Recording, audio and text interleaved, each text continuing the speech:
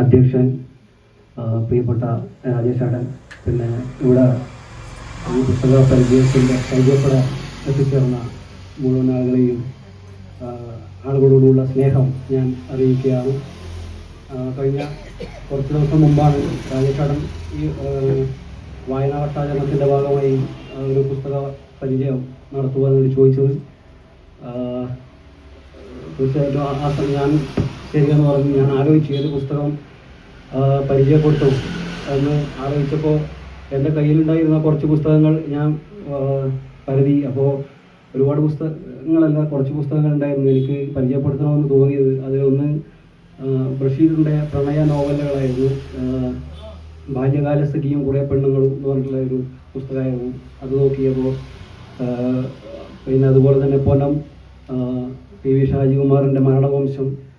പിന്നെ സാധാരണഗതിയിൽ ആളുകൾ കവിത അങ്ങനെ റിവ്യൂ ചെയ്യാറില്ല, എന്നാൽ അങ്ങനെ കവിത നോക്കിയപ്പോൾ ആതിര ആറിൻ്റെ മീനേ മീൻ മണമേ, അതുപോലെ തന്നെ പലരിൽ ചേർക്കുണ്ടാവുന്ന പ്രണയപ്പച്ച തുടങ്ങിയ പല പുസ്തകങ്ങളിലൂടെ കടന്നു പോവുകയും ഏത് വേണമെന്നുള്ളൊരു സന്നിഗ്ധാവസ്ഥ ഉള്ള സമയത്താണ് കഴിഞ്ഞ ദിവസം ജൂൺ 25 അടിയന്തരാവസ്ഥയുടെ 51ാം വാർഷിക ദിനമാണ് എന്ന നമുക്കെല്ലാവർക്കും അറിയാം. അപ്പോൾ അതുകൊണ്ട് എൻ്റെ കയ്യിലുണ്ടായിരുന്ന ഒരു പുസ്തകമാണ് ജലജീവികളുടെ രോദനം എന്ന് പറയുന്നത്.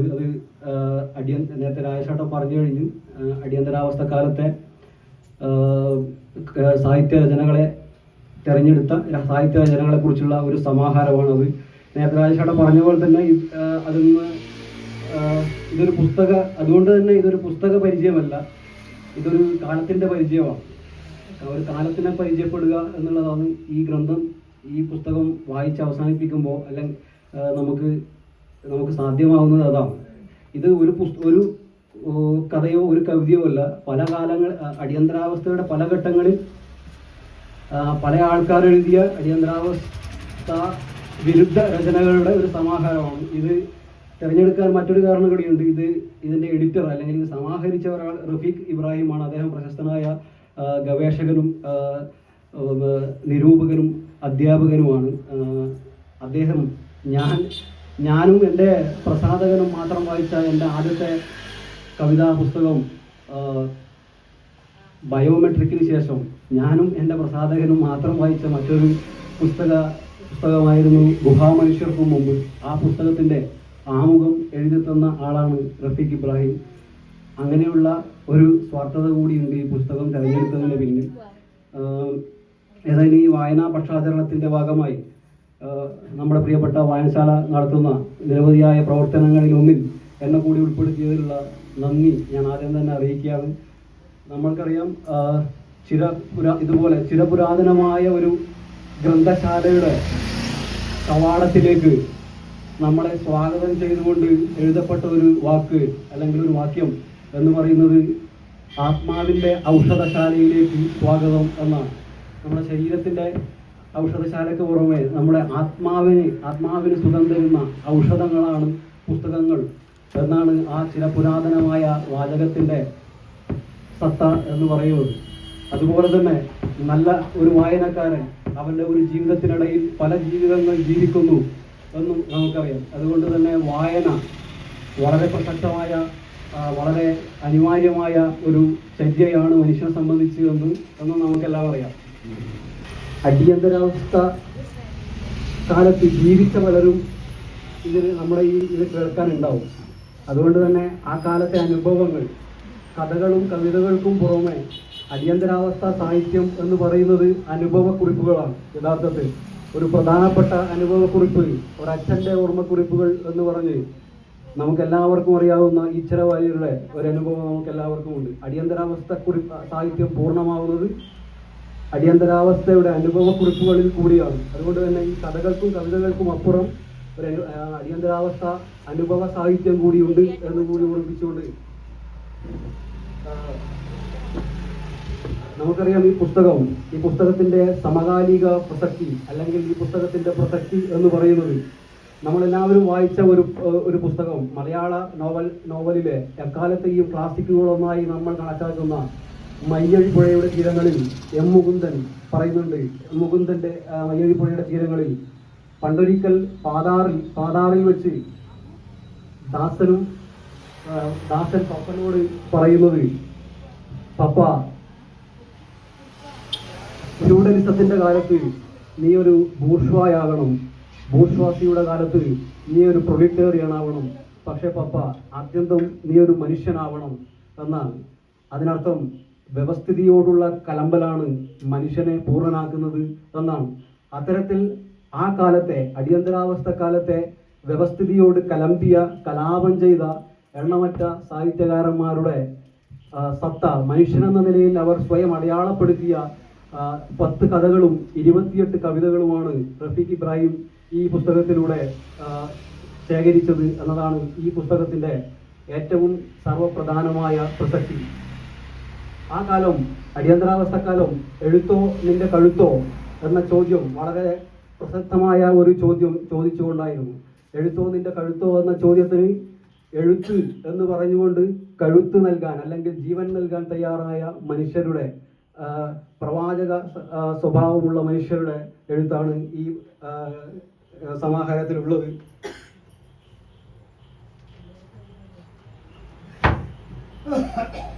ഉണ്ടായിരുന്നുവെങ്കിൽ അത്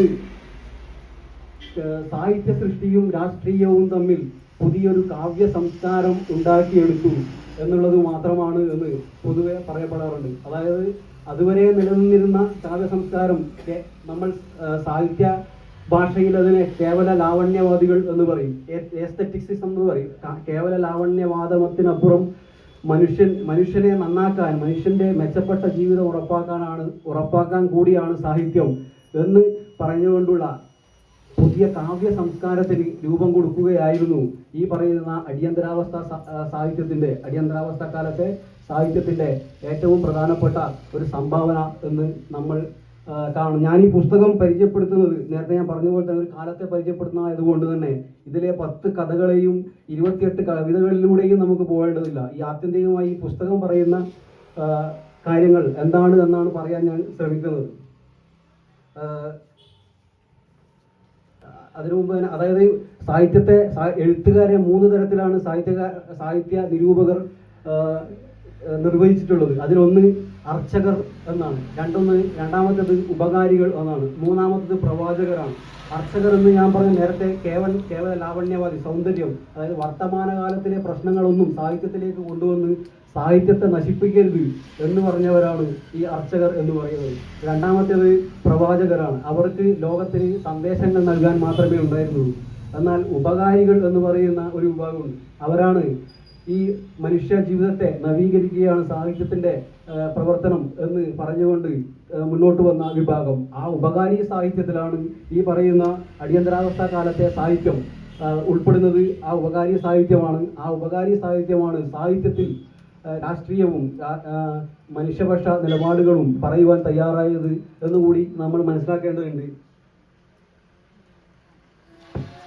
ഈ കവിത ഇദ്ദേഹം തന്നെ പറയുന്നുണ്ട്, ഈ തെരഞ്ഞെടുപ്പിൽ 10 കഥകളും 28 കവിതകളും തെരഞ്ഞെടുത്ത വേളയിൽ റഫീഖ് ഇബ്രാഹിം പറയുന്നത്, ഈ പുസ്തകം ഇങ്ങനെ തെരഞ്ഞെടുക്കുന്നതിൽ നേരിട്ട ഏറ്റവും വലിയ പ്രതിസന്ധി എന്ന് പറയുന്നത് അടിയന്തരാവസ്ഥ കാലത്ത് എഴുതപ്പെട്ട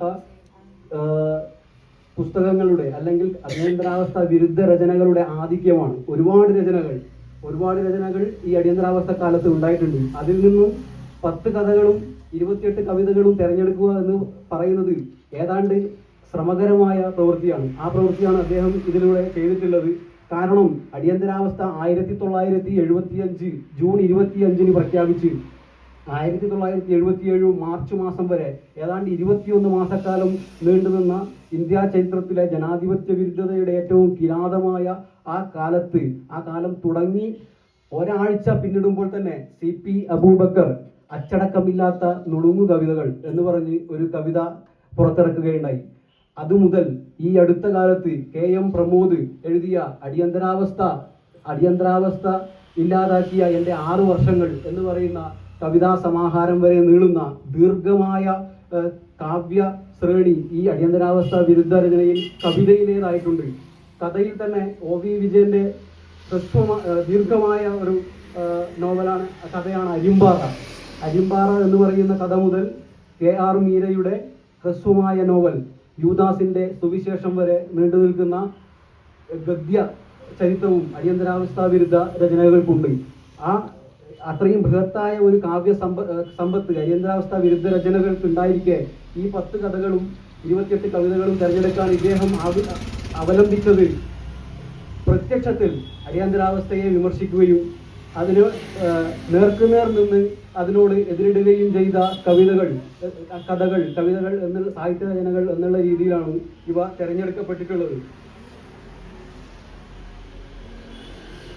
അടുത്തത് ഈ പുസ്തകത്തിന്റെ തലക്കെട്ട് ജലജീവികളുടെ രോദനം എന്നത് M. സുകുമാരൻ എന്ന ഒരു കാലത്തെ കേരളത്തിലെ വിപ്ലവ ജീവിതങ്ങളുടെ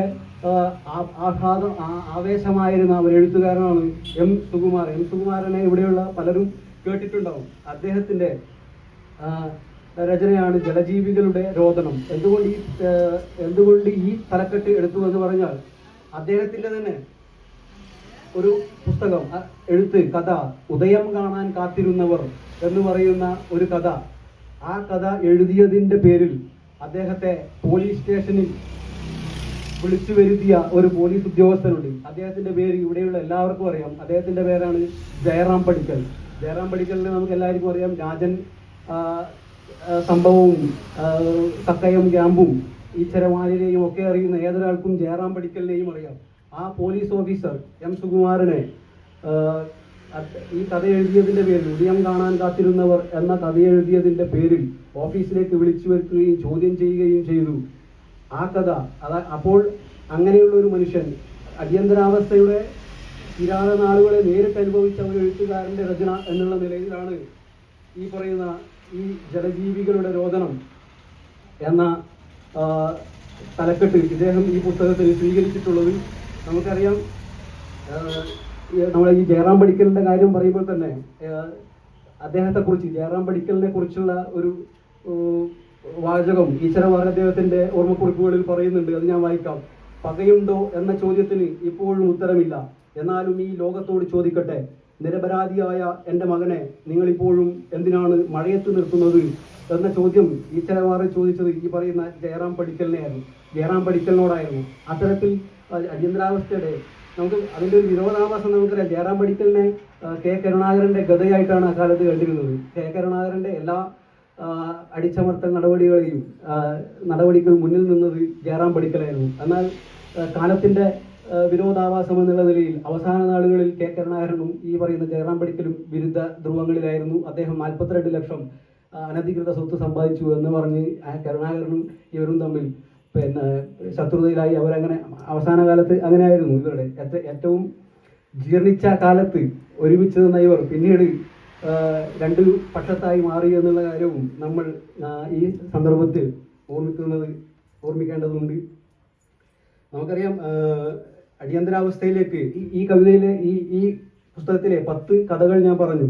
അതിൻ്റെ പൊതു സ്വഭാവം എന്ന് പറയുന്നത് അതുവരെ മലയാള സാഹിത്യത്തിൽ നിലനിന്നിരുന്ന ഒരു പിതൃ കേന്ദ്രീകൃതമായിട്ടുള്ള ഒരു എഴുത്ത് രീതിയാണ് ഉണ്ടായിരുന്നത്. 1950കളുടെ മധ്യം വരെ മലയാള സാഹിത്യത്തിൽ നിലനിന്നിരുന്നത് പിതൃ കേന്ദ്രീകൃതമായിട്ടുള്ള ഒരു എഴുത്ത് രീതിയായിരുന്നു.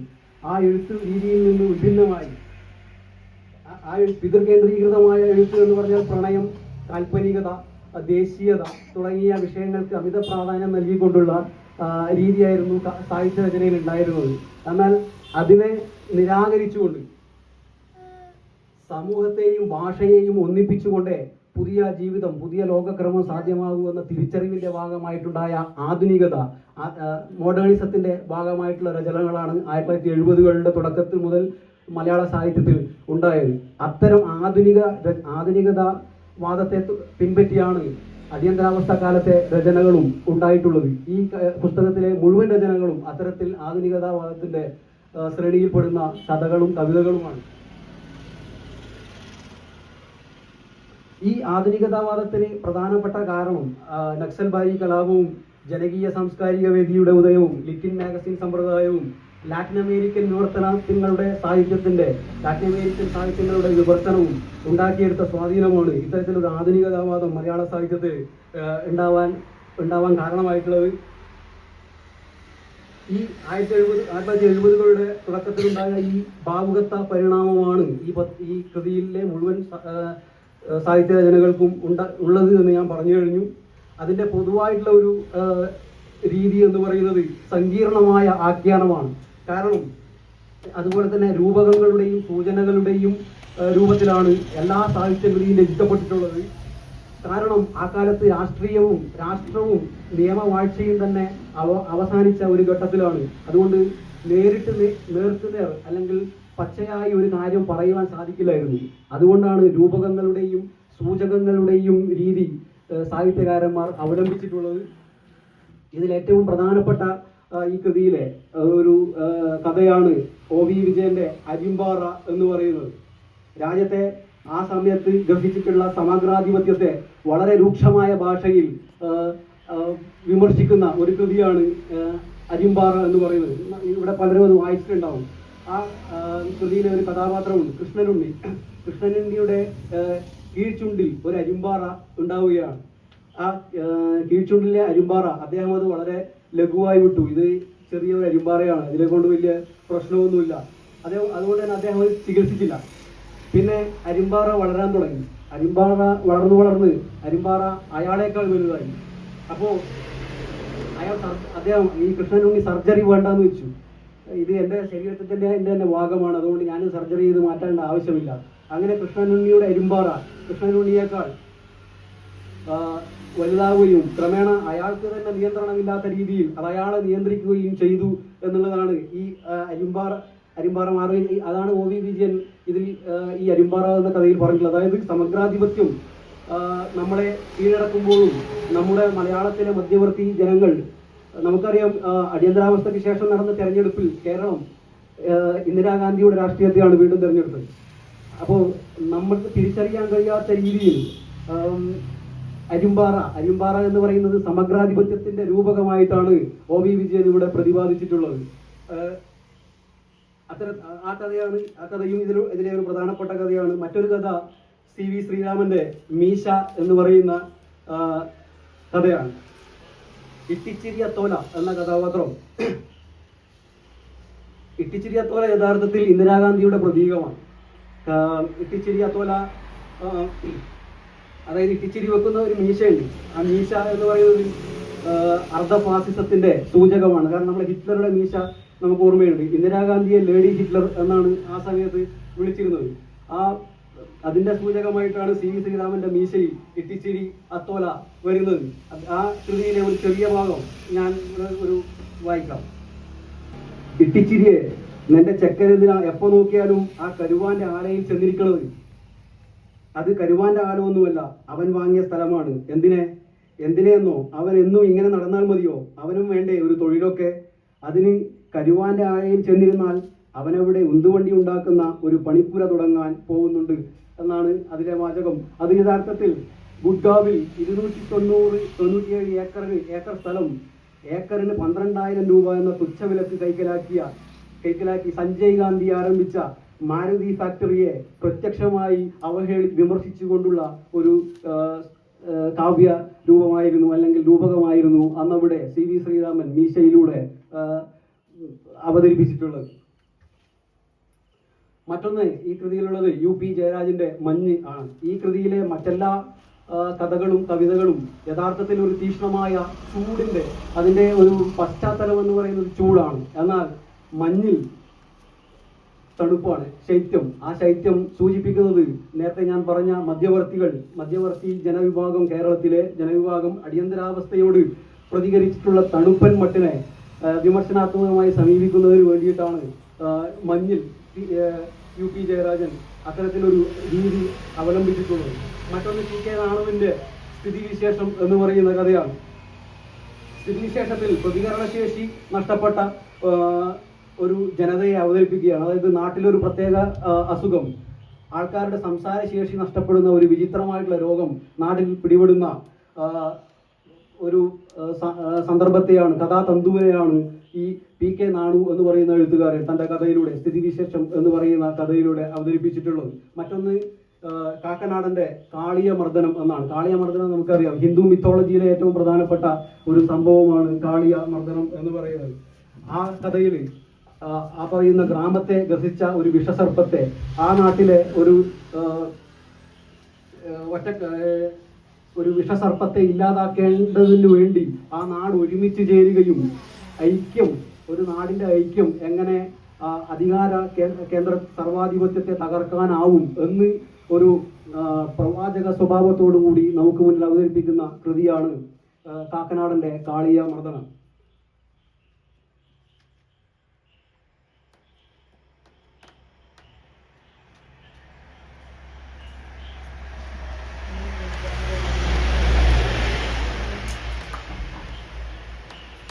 അതായത് ഈ ഗ്രാമത്തിലെ പുഴയിലെ വിഷജന്തുവിനെതിരെ എല്ലാ മനുഷ്യരും ഒത്തുചേരുകയും ആ ഐക്യത്തിന്റെ മുന്നിൽ ഈ പറയുന്ന സർപ്പം എന്ന് പറയുന്ന രൂപകം പരാജയപ്പെടുകയും ചെയ്യുന്നു എന്നുള്ളതാണ് ഈ കഥ. ഞാൻ നേരത്തെ പറഞ്ഞു, ജലജീവികളുടെ രോദനം ടൈറ്റിൽ M. സുകുമാരൻ എഴുതിയ കഥയാണ്. നേരത്തെ ഞാൻ പറഞ്ഞു കഴിഞ്ഞു. ഇതിന്റെ ഏറ്റവും അടിസ്ഥാനപരമായി പറയുന്നത് ഇച്ഛാശക്തിക്ക് മുന്നിൽ കീഴടങ്ങാത്ത വമ്പൻ സ്രാവുകളില്ല എന്ന ആശയമാണ്. ഈ കഥകളെല്ലാം, ഈ അടിയന്തരാവസ്ഥ കാലത്തെ ഈ 10 കഥകളും നമുക്ക് മുന്നിൽ മുന്നോട്ട് വെക്കുന്നത്. അടുത്തത് കവിതകളാണ്. 28 കവിതകളാണ് ഇതിലുള്ളത് എന്ന് ഞാൻ പറഞ്ഞു. അതിലൊന്ന് ഏറ്റവും പ്രധാനപ്പെട്ടത് M. കൃഷ്ണൻകുട്ടിയുടെ ആത്മഗാഥ എന്നുള്ള കവിതയാണ്. ഈ കവിതയ്ക്ക് ഒരു പ്രത്യേകതയുള്ളത്, അടിയന്തരാവസ്ഥക്കാലത്ത് ഇത്രയേറെ ദുരിതം അനുഭവിച്ച മറ്റൊരു എഴുത്തുകാരൻ അല്ലെങ്കിൽ മറ്റൊരു കവി M. കൃഷ്ണൻകുട്ടിയെ പോലെ മറ്റൊരാളില്ല. ഈ ആത്മഗാഥ അടിയന്തരാവസ്ഥക്കെതിരെ ശബ്ദിച്ചതിന് 1976 നവംബർ 21 ക്ലാസ്സിലെ കുട്ടികളുടെ മുന്നിൽ വെച്ച് അറസ്റ്റ് ചെയ്യപ്പെട്ട ആളാണ് M. കൃഷ്ണൻകുട്ടി. അദ്ദേഹത്തിന്റെ ഈ ആത്മഗാഥ, ഞാൻ ഈ പറഞ്ഞ ഈ ആത്മഗാഥ എന്ന കവിത എഴുതിയതിന്റെ പേരിലാണ് അദ്ദേഹം അറസ്റ്റ് ചെയ്യപ്പെടുന്നത്. ആ കേസിലെ 2ാം പ്രതി നമുക്ക് എല്ലാവർക്കും ഇത് കർഷക തൊഴിലാളി മാസികയിലാണ് ആത്മഗാഥ എന്ന് പറയുന്ന കൃതി അച്ചടിച്ചു വന്നത്. ഈ കേസിലെ 2ാം പ്രതിയെ നമുക്ക് എല്ലാവർക്കും അറിയാം. ആദരണീയനായ അനശ്വരനായ VS അച്യുതാനന്ദനായിരുന്നു ഈ കേസിലെ 2ാമത്തെ പ്രതി. അദ്ദേഹമായിരുന്നു അന്നത്തെ ആ മാസികയുടെ പത്രാധിപർ. അടിയന്തരാവസ്ഥ പിൻവലിച്ചിട്ടും കൃഷ്ണൻകുട്ടി ജയിൽ മോചിതനായിട്ടില്ല. EMS-ഉം VS അച്യുതാനന്ദനും മൊറാർജി ദേശായിക്ക് നിരന്തരമായ കമ്പിയടിച്ചിട്ടും അദ്ദേഹത്തെ ജയിൽ മോചിതനാക്കുവാൻ അന്നത്തെ ഭരണകൂടം തയ്യാറായില്ല. അതിനുശേഷം ഈ പറയുന്ന കൃഷ്ണൻകുട്ടി അദ്ദേഹം ജയിലിൽ നിരാഹാര സത്യാഗ്രഹം നടത്തിയതിന്റെ ഭാഗമായിട്ടാണ് അദ്ദേഹത്തെ പിന്നീട് വിട്ടയക്കുന്നത്. അദ്ദേഹത്തിന്റെ പ്രധാനപ്പെട്ട മറ്റൊരു വാചകം ഇന്ദിരാഗാന്ധിയുടെ 20 ദിന പരിപാടിയിൽ നമ്മൾ ആ സമയത്ത് കേട്ടിട്ടുണ്ടാവും. ആ 20 ദിന പരിപാടിയെ അദ്ദേഹം വിമർശിച്ചത് 20 കഴുതകൾ കെട്ടിവലിക്കുന്ന പെരുമന്തുകാൽ എന്നാണ്. ഇദ്ദേഹത്തെക്കുറിച്ച്, ഈ കൃഷ്ണൻകുട്ടിയെക്കുറിച്ച് അനശ്വരനായ എഴുത്തുകാരൻ വൈലോപ്പള്ളി പറഞ്ഞത്, വയലാർ രക്തസാക്ഷികളുടെ ആത്മാവിന്റെ അട്ടഹാസമാണ് കൃഷ്ണൻകുട്ടിയുടെ കവിതകൾ എന്നാണ് എക്കാലത്തെയും മഹാനായ മലയാളത്തിലെ എഴുത്തുകാരൻ വൈലോപ്പള്ളി ഈ കൃഷ്ണൻകുട്ടിയുടെ കവിതകളെ കുറിച്ച് പറഞ്ഞിട്ടുള്ളത്. അടിയന്തരാവസ്ഥക്കെതിരെ ഏറ്റവും കൂടുതൽ എഴുതിയ എഴുത്തുകാരൻ, കവി എന്ന് പറയുന്നത് വൈലോപ്പള്ളിയാണ്. വൈലോപ്പള്ളിയെ നമുക്കറിയാം, സാധാരണഗതിയിൽ അദ്ദേഹത്തിന്റെ എഴുത്തുകളിലൊന്നും ഈ പറയുന്ന പ്രകടമായ രാഷ്ട്രീയം കാണാറില്ല, നമ്മൾ ഇതുവരെ കണ്ടിട്ടുമില്ല. എന്നാൽ അടിയന്തരാവസ്ഥ കാലഘട്ടത്തിൽ തൻ്റെ നമ്മൾ സാധാരണ പറയും സൗവർണ പ്രതിപക്ഷം എന്ന് പറയും. എഴുത്തുകാരെല്ലാം സൗവർണ പ്രതിപക്ഷത്താണ്. കാരണം അധികാരത്തിനെതിരെ എപ്പോഴും പ്രതിപക്ഷത്ത് നിലനിൽക്കുക എന്നുള്ളതാണ് എഴുത്തുകാരന്റെ കടമ. ആ സൗവർണ പ്രതിപക്ഷമാവേണ്ടതിന്റെ അനിവാര്യത തിരിച്ചറിഞ്ഞുകൊണ്ട് വൈലോപ്പള്ളി പിന്നീട് എഴുതിയ കാവ്യശകലങ്ങൾ മുഴുവനും അടിയന്തരാവസ്ഥക്കെതിരായി രചിക്കപ്പെട്ട ഏറ്റവും തീക്ഷ്ണമായ രചനകളായിരുന്നു.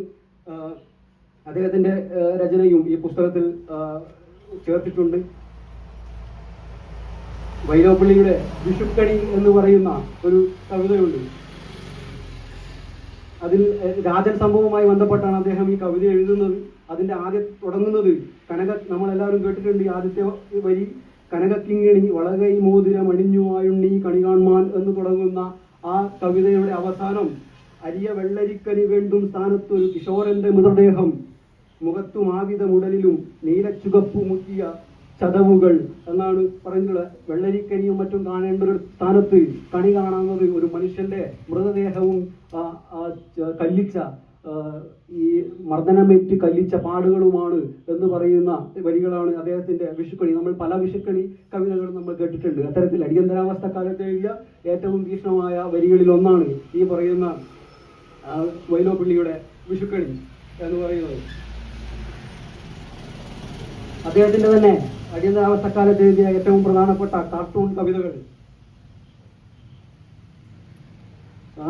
കവിതകളുടെ ഒരു വരി, പശുവും കിടാവും ആ പണ്ടേ താൻ നമുക്കിഷ്ടം, പശു കുത്തുന്നു പക്ഷെ പാലിയമ്പും പൈക്കുട്ടനോ, ഒരു വർഷത്തിനുള്ളിലോരാതെ വളർന്നുങ്കാൽ ചുരമാന്തി നേർക്കുന്നു ചുവപ്പു കാണും ദിക്കിൽ എന്ന് പറയുന്നത് ഒരു വർഷം കൊണ്ട് സഞ്ജയ് ഗാന്ധി കാട്ടിക്കൂട്ടിയ അടിയന്തരാവസ്ഥയ്ക്ക് ശേഷം നമുക്കറിയാം ഇന്ദിരാഗാന്ധിയുടെ കിച്ചൺ ക്യാബിനറ്റിനെ കുറിച്ചൊക്കെ നമുക്കറിയാം. സഞ്ജയ് ഗാന്ധി നടത്തിയ ലോകത്ത് മറ്റൊരു ഇടത്തും കാണാത്ത ജനാധിപത്യ കശാപ്പ്. നമുക്കറിയാം ജനസംഖ്യാ വർധനവിനെതിരെ നമ്മൾ നിർബന്ധിത വന്ധ്യംകരണമാണ് വേണ്ടത് എന്ന് വന്ധ്യംകരണം അടിച്ചേൽപ്പിച്ച ഒരു കാലം നമുക്കറിയാം. ആ കാലഘട്ടത്തായിരുന്നു സഞ്ജയ് ഗാന്ധിയുടെ കിച്ചൺ ക്യാബിനറ്റ്. നമുക്ക് എല്ലാവരും കേട്ടിട്ടുണ്ട്, ചരിത്രം വായിക്കുന്നവർക്കെല്ലാം അറിയാം. ആ സഞ്ജയ് ഗാന്ധിയെ വിമർശിച്ചുകൊണ്ട് അദ്ദേഹം എഴുതിയ കവിതയായിരുന്നു ഈ പറയുന്ന കാർട്ടൂൺ കവിതകളിൽ ഇദ്ദേഹം വൈലോപ്പള്ളി സൂചിപ്പിച്ചിട്ടുള്ളത്. മറ്റൊന്ന്, ഈ വൈലോപ്പള്ളിയുടെ കൃതികളിൽ നമുക്ക് എപ്പോഴും തെളിഞ്ഞു കാണുന്നത്, ഞാൻ നേരത്തെ പറഞ്ഞു, ബിംബങ്ങളുടെയും സൂചകങ്ങളുടെയും രീതിയിലാണ് ആ കാലത്ത് കൃതികൾ എഴുതപ്പെട്ടിരുന്നത് എന്ന്. വൈലോപ്പള്ളിയുടെ കൃതികളിൽ എപ്പോഴും കാണുന്ന, ഏറ്റവും കൂടുതൽ കാണുന്ന ഒരു രൂപകം അല്ലെങ്കിൽ മൃഗബിംബം എന്ന് പറയുന്നത് പശുവും കിടാവുമാണ്. ആ കാലത്ത് ഇന്ദിരാഗാന്ധിയുടെ തെരഞ്ഞെടുപ്പ് ചിഹ്നം ഈ പശുവും കിടാവും ആയിരുന്നുവെന്നും അതിനെ വിമർശിച്ചുകൊണ്ട് ഇത്തരത്തിലല്ലാതെ മറ്റൊരു തരത്തിലും ഒരു കവിത എഴുതാൻ പറ്റില്ല എന്ന് തെളിയിച്ച ആളാണ് വൈലോപ്പിള്ളി. അതുപോലെ തന്നെ അടിയന്തരാവസ്ഥയെ തീക്ഷ്ണമായ രചനകൾ എഴുതിയ ആൾക്കാരാണ് KGS-ഉം സച്ചിദാനന്ദനും. അടിയന്തരാവസ്ഥക്കെതിരെ ഏറ്റവും തീവ്രമായി ശബ്ദിച്ച ആധുനിക കവികളിൽ ഒരാൾ തീർച്ചയായും സച്ചിദാനന്ദനായിരിക്കും. സച്ചിദാനന്ദന്റെ കാവൽ എന്ന് പറയുന്ന കവിത ചരിത്രത്തെ ചൂണ്ടിക്കാട്ടിക്കൊണ്ട് വിഷലിപ്തമായ വർത്തമാനകാലത്തെ വിമർശിച്ച കൃതിയാണ് സച്ചിദാനന്ദന്റെ കാവൽ. അതുപോലെ തന്നെ ഇമേജറികളിലൂടെ അടിയന്തരാവസ്ഥയുടെ കിരാത നാളുകളെ നമുക്ക് മുന്നിൽ അവതരിപ്പിച്ച കൃതി എഴുത്തുകാരൻ കൂടിയാണ് സച്ചിദാനന്ദൻ.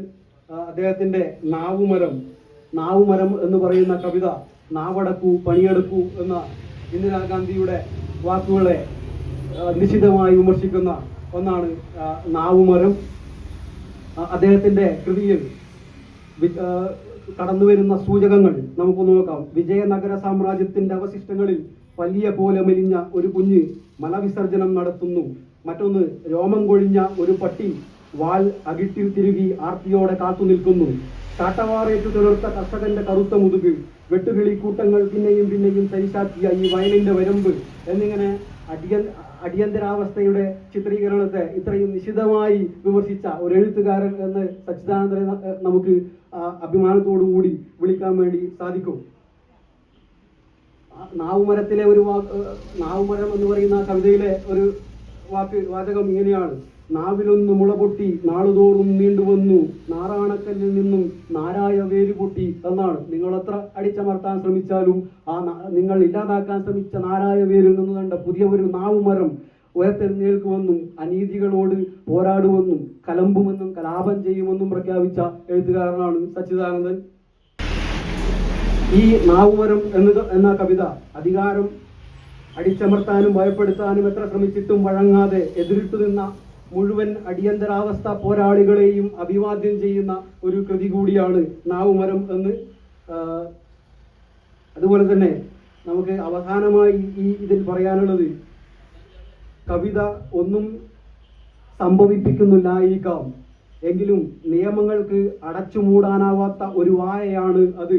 എല്ലാവരും ഉറങ്ങുമ്പോൾ ഉണർന്നിരിക്കുന്ന ഒരു കണ്ണാണത് എന്നാണ് ഇത് അദ്ദേഹം പറഞ്ഞിട്ടുള്ളത്. നമുക്കറിയാം, ഈ നമ്മുടെ സമകാലിക പശ്ചാത്തലത്തിൽ ഈ പുസ്തകം കൂടുതൽ പ്രസക്തമാവുകയാണ്. ഇപ്പോൾ അടിയന്തരാവസ്ഥ പ്രഖ്യാപിക്കപ്പെട്ടിട്ടില്ല, എന്നാൽ പ്രഖ്യാപിക്കാതെ തന്നെ അടിയന്തരാവസ്ഥ ഉണ്ടാക്കാമെന്ന് തെളിയിക്കപ്പെട്ടുകൊണ്ടിരിക്കുന്ന ഒരു കാലമാണ്. നമുക്കറിയാം, ഏറ്റവും ബൃഹത്തായ ഭരണഘടനയുള്ള ഒരു രാജ്യമാണ് നമ്മുടേത്. എന്നാൽ ബ്രിട്ടൻ ഒരു ഭരണഘടനയേ ഇല്ല, എഴുതപ്പെട്ട ലിഖിതമായ ഒരു ഭരണഘടനയേ ഇല്ല. അപ്പോൾ MN വിജയൻ മാഷിന്റെ പ്രശസ്തമായ ഒരു വാചകമുണ്ട്: ഭരണഘടന ഇല്ലാത്തപ്പോൾ നമ്മൾ നിയമങ്ങൾ അനുസരിക്കുന്നു, ഒരു ഭരണഘടന ഉണ്ടാവുമ്പോൾ നമ്മളൊരു അടിയന്തരാവസ്ഥ പ്രഖ്യാപിക്കുന്നു എന്നാണ് MN വിജയൻ മാഷ് പറഞ്ഞിട്ടുള്ളത്. ഈ ഭരണഘടനയിൽ ഇങ്ങനെ ഒരു അടിയന്തരാവസ്ഥ പ്രഖ്യാപിക്കാനുള്ള ഒരു സാധ്യതയുണ്ട് എന്ന് നമ്മൾ തിരിച്ചറിയുന്നത് ആ അടിയന്തരാവസ്ഥ പ്രഖ്യാപിക്കപ്പെട്ടതിന് ശേഷമാണ്. അത്തരത്തിൽ ഇന്ന് പ്രഖ്യാപിക്കപ്പെടാതെ തന്നെ അടിയന്തരാവസ്ഥയുടെ ഒരു കാലം നമ്മൾ അനുഭവിക്കുകയാണ്. അപ്പോൾ ടെലഗ്രാഫിന്റെ പത്രാധിപർ R രാജഗോപാലിന്റെ ഒരു വാചകം: മനുഷ്യാവകാശങ്ങളെ തുലനം ചെയ്ത് കൂടുതൽ ഉയർന്നത് ഏത് എന്ന് കണ്ടെത്തുന്നതിനേക്കാൾ അസംബന്ധം മറ്റൊന്നുമില്ല എന്നാണ്. പക്ഷേ ഒരു കാര്യം ഉറപ്പ് പറയുന്നത്, ഈ പറയുന്ന ഇന്നത്തെ ഗാന്ധിവധം എന്ന് പറയുന്ന ഇന്ത്യ കണ്ട എക്കാലത്തെയും വലിയ കുറ്റകൃത്യത്തെ,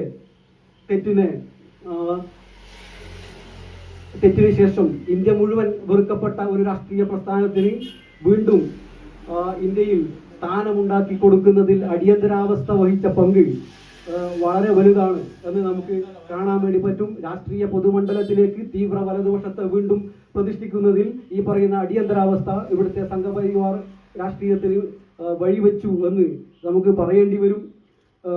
ഈ സംഭവം മലയാള സാഹിത്യം തിരിച്ചറിഞ്ഞുവോ എന്ന ചോദ്യത്തിനുള്ള ഉത്തരമാണ് ജലജീവികളുടെ രോദനം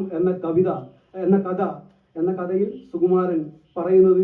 അദ്ദേഹം ഇങ്ങനെയാണ് പറയുന്നത്. ആ കഥയിൽ ആകാശത്തേക്ക് ഉയർന്നുകൊണ്ടിരിക്കുന്ന പ്രളയ ജലത്തിന് മുകളിൽ ഒരാലിലയിൽ ഒരുവിധം ഞാൻ പറ്റിക്കിടന്നു. കാൽവിരൽ കുടിക്കാനൊത്തില്ല എന്നതൊഴിച്ച് മറ്റൊരസൗകര്യവും എനിക്കുണ്ടായില്ല.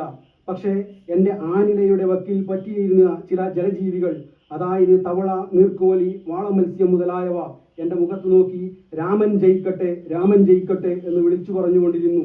സഹിക്കവയ്യാതായപ്പോൾ ഞാൻ പറഞ്ഞു, എൻ്റെ പേര് രാമൻ എന്നല്ല, ജയകൃഷ്ണൻ. പ്രളയാരവത്തിനിടയിൽ ഞാൻ പറഞ്ഞത് കേൾക്കാത്തത് കൊണ്ടോ അതോ മനഃപൂർവമോ എന്നറിയില്ല, അവർ തുടർന്നുകൊണ്ടിരുന്നു, ജയ് റാം, ജയ് റാം. ആ കാലഘട്ടം അന്നേ മനസ്സിലാക്കിയ എഴുത്തുകാരനായിരുന്നു സുകുമാരനെന്നും അദ്ദേഹത്തിന്റെ ജലജീവികളുടെ രോദനം അടിയന്തരാവസ്ഥ കാലത്തെ, നേരത്തെ രാജേഷേട്ടൻ പറഞ്ഞതുപോലെ തന്നെ ഈ പുസ്തകം ഒരു സാഹിത്യ പരിചയപ്പെടുത്തൽ എന്നതിനപ്പുറം ഒരു കാലഘട്ടത്തിന്റെ പരിചയപ്പെടുത്തൽ കൂടിയാണ് എന്ന് മാത്രം പറഞ്ഞുകൊണ്ട് ഈ പുസ്തകം നിങ്ങൾ എല്ലാവരും വായിക്കണമെന്നും, ഇത് DC ബുക്സാണ് ഇത് പുറത്തിറക്കിയത്. ഇതിന്റെ വില 250 രൂപയാണ്.